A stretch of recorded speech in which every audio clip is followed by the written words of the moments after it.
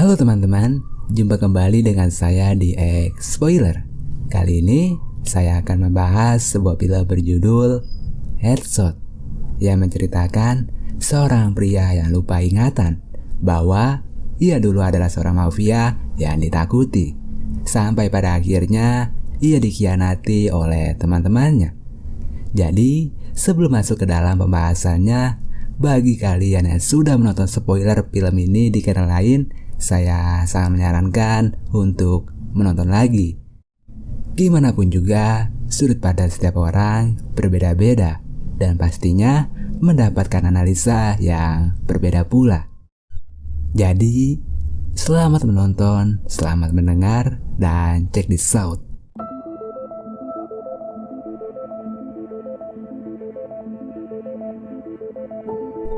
Film dimulai dengan memperlihatkan seorang ketua mafia yang bernama Lee.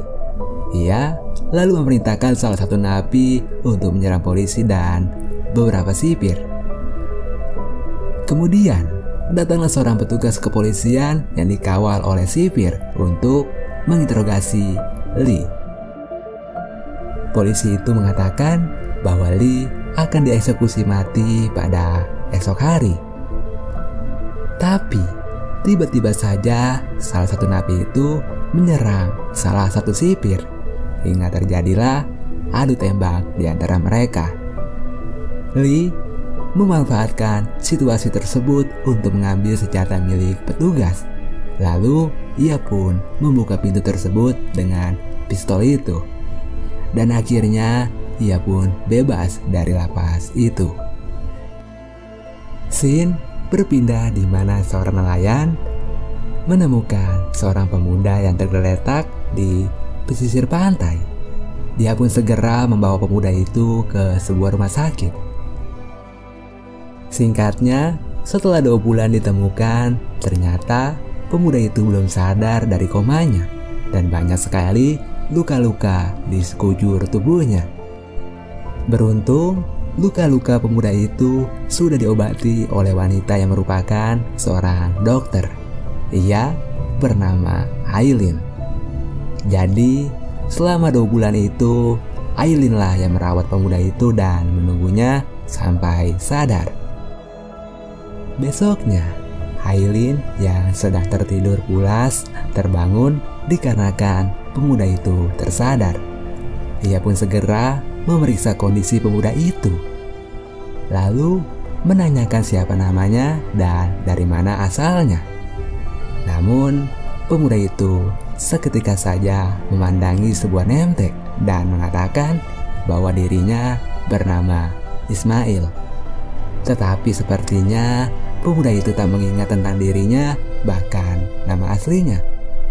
Sebelum Aileen pergi, ia memberikan sebuah cermin kepada pemuda itu agar ia bisa mengingat kembali siapa dirinya.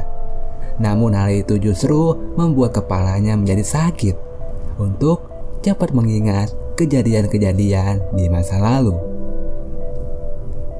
Kemudian Aileen membawa Ismail ke sebuah ruang ronsen untuk pemeriksaan lebih lanjut. Setelah dilihat hasilnya, ternyata ada sesuatu benda yang tertinggal di dalam kepala Ismail. Di sisi lain, Lian sedang melakukan pertemuan dengan Anto dan Bondi, yaitu untuk bekerja sama pada suatu bisnis. Namun rupanya Anto mempunyai maksud lain. Ia mengatakan bahwa senjata api yang diselundupkan oleh Lee kualitasnya tak bagus. Maka dari itu, ia memutuskan untuk tidak bekerja sama lagi dengan Lee dan akan membunuhnya karena sudah menipu dengan barang-barang palsu itu. Lee yang mendengarkan hal itu, ia pun mengisyaratkan anak buahnya yang bernama Rika untuk membunuh mereka. Rika yang mempunyai bela diri, ia dengan mudah menghabisi mereka semua. Bondi yang melihat hal itu, seketika saja ia merasa ketakutan dan memohon kepada Lee untuk tidak membunuhnya. Sebagai gantinya, ia mengatakan sebuah informasi penting untuk Lee. Jadi, di hari saat ditangkap oleh pihak kepolisian, ada seorang pemuda yang ditemukan di pesisir pantai. Menurut informasi bahwa pemuda itu sangat dekat dengan Lee. Mendengarkan informasi dari Bondi, Lee memutuskan untuk tidak membunuhnya dan memerintahkan untuk segera mencarinya.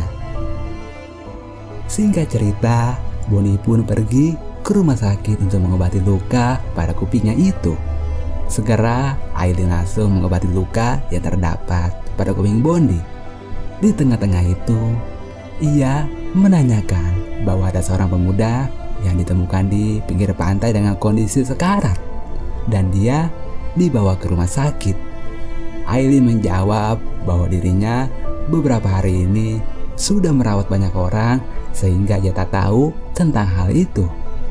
Namun, melihat gelagat dokter itu yang sepertinya menyembunyikan sesuatu membuat Bondi emosi dan memaksanya untuk memberitahu hal itu. Dan tiba-tiba saja Ismail datang menolong Aileen.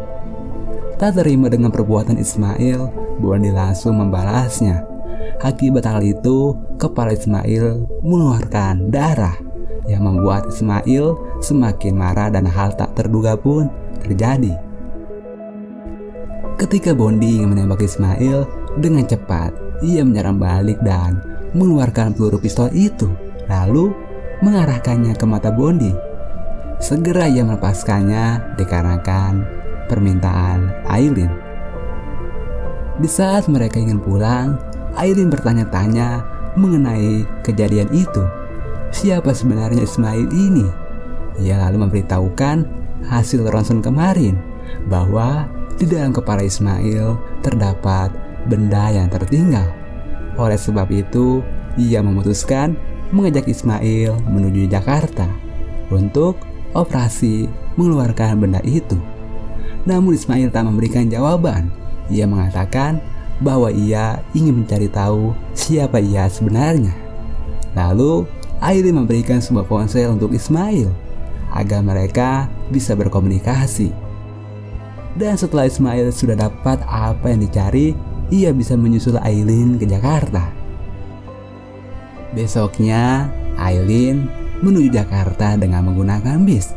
Tetapi di tengah perjalanan, bis tiba-tiba saja berhenti. Itu dikarenakan ada sebuah kendaraan yang menghadangnya.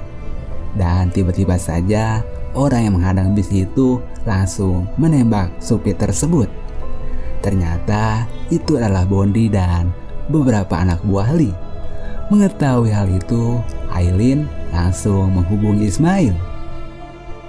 Tak berselang lama, mereka langsung membunuh beberapa penumpang. Yang tersisa hanyalah Aileen dan seorang anak. Tejo menanyakan di mana Ismail. Aileen menjawab bahwa Ismail tak ikut dengannya. Alhasil, mereka berdua pun dibawa oleh mereka. Beberapa waktu kemudian, Ismail dan Pak Romli datang ke tempat kejadian. Namun, ia tak melihat keberadaan Aileen. Lalu, tiba-tiba saja datanglah orang suruhan Lee yang hendak membakar bis itu untuk menghilangkan jejak. Sontak saja orang itu langsung menyerang Ismail. Dengan susah payah, Ismail berhasil mengalahkan mereka. Tetapi datang lagi satu orang suruhan Lee yang menodongkan pisau kepada Ismail. Di saat ingin menembaknya, datanglah Pak Romli yang menolongnya, sehingga tembakan tersebut mengenai Pak Romli. Dapat dipastikan ia pun tewas. Dan tak lama polisi datang membawa Ismail. Di kantor polisi, Ismail diinterogasi oleh salah satu petugas. Setelah mengetahui penjelasan dari Ismail tentang apa yang terjadi di bis itu, tentu ia tak percaya begitu saja. Ia pun memberikan sebuah foto Lee untuk membantu memulihkan ingatan Ismail. Dan ia akan menjelaskan siapa sebenarnya Ismail. Jadi, di masa lalu ada seseorang yang menculik anak-anak untuk dididik. Mereka dididik untuk menyelundupkan senjata, membunuh orang, dan kejahatan yang lainnya.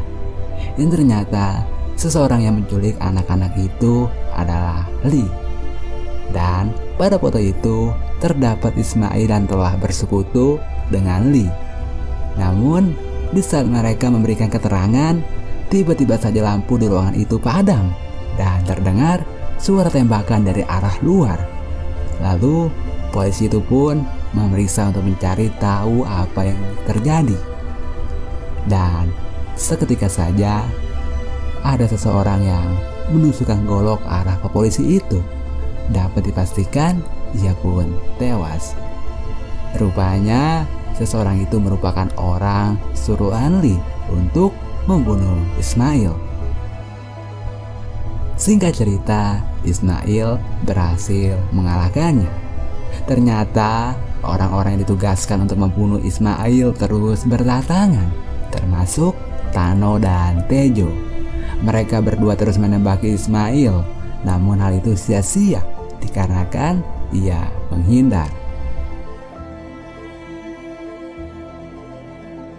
Singkatnya, setelah membunuh Tano dan Tejo, Ismail mengangkat sebuah panggilan dari ponsel milik Tejo.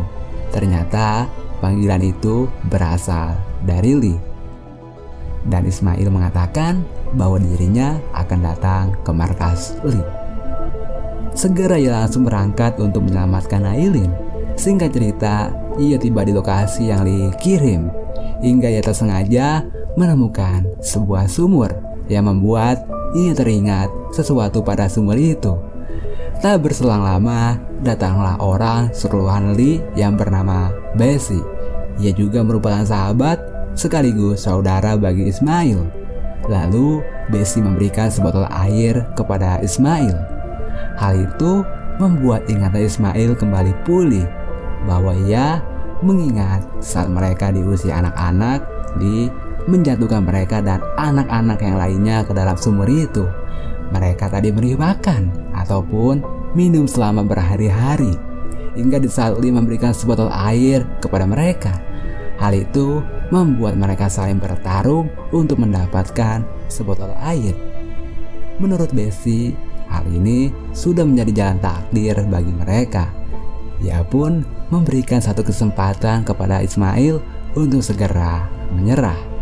Akan tetapi, ia tak menyerah sebelum menyelamatkan Aileen. Kemudian, mereka berdua pun bertarung. Singkatnya, ia berhasil mengalahkan Bessie. Lalu Bessie pun berjalan dengan bertati-tati menuju pantai. Ismail mengikutinya. Tetapi tiba-tiba saja datanglah Rika, yaitu anak buah Lee sekaligus sahabat Ismail. Ia langsung menghujamkan peluru ke arah Ismail, namun Ismail dapat menghindarinya. Lalu Ismail melempari serpian pasir ke arah mata Rika, yang membuat Ismail merebut pistol itu dan menodongkannya ke arah Rika. Tapi tiba-tiba saja ia mengingat kembali kejadian di masa lalu. Ternyata Rika lah yang menembak kepala Ismail hingga dirinya terjatuh ke dasar laut. Segera ia pun memerintahkan Rika untuk membawanya ke markas Lee. Dalam perjalanan, Rika melawan dan terjadilah pertarungan. Hingga suatu saat mereka kembali mengingatkan bahwa dulu mereka sering melakukan latihan di tempat ini. Di tengah perbincangan itu, diam-diam mereka menyimpan pistol di sepatunya dan menembak Ismail. Secara refleks, Ismail pun melemparkan pisau ke arah Rika. Dan detik-detik saat Rika ingin tewas, ia mengatakan bahwa dirinya sudah impas kepada Ismail. Sementara di tempat Lee, Aileen dan anak itu mencoba untuk kabur. Namun para penjaga mengetahuinya. Penjaga itu marah dan ingin memperkosa Aileen. Tetapi Aileen melawan dan anak itu tiba-tiba saja memberikan Aileen senjata milik penjaga. Kemudian Aileen mengajak anak itu keluar dari tempat tersebut. Tapi ketika anak buah Lee ingin menghampiri Aileen, datanglah Ismail yang mampu menghabisi mereka semua. Ia pun meminta maaf kepada Aileen, karena menurut Aileen ia sama seperti mereka. Tapi Ismail melakukan semua ini karena ia ingin terlepas dari mereka. Di tengah-tengah itu datanglah Lee yang langsung menyerang Ismail. Mereka berdua pun bertarung di dalam sebuah ruangan. Lee nampak kecewa bahwa anak-anaknya sudah dibunuh oleh Ismail. Awalnya ia kewalahan menghadapi Lee, tetapi ia tak menyerah begitu saja. Ketika Lee sudah terpojok, namun tiba-tiba saja kepalanya kerasa sakit. Dan hal itu dimanfaatkan Lee untuk menyerang balik. Singkatnya, mereka berdua pun saling kewalahan. Lee memutuskan untuk keluar dari ruangan itu. Ismail pun mengikutinya. Dan tiba-tiba Lee kembali menyerang Ismail yang membuat luka robek di leher Ismail. Hal itu membuat Ismail sangat marah, lalu mengangkat tubuh Lee dan menancapkannya pada sebuah batang pohon. Dan pada akhirnya Lee pun tewas di tempat. Singkatnya, Aileen dan Ismail berada di rumah sakit. Aileen mencoba memasuki kamar Ismail untuk mengetahui kondisinya. Aileen berharap agar Ismail bisa sadar secepatnya, dan kemudian film pun selesai. Oke teman-teman, mungkin begitu kurang lebihnya. Jika ada kesalahan dalam cerita tadi, saya mohon maaf. Terima kasih bagi kalian yang sudah menonton sampai habis. Dan jangan lupa nantikan konten-konten selanjutnya.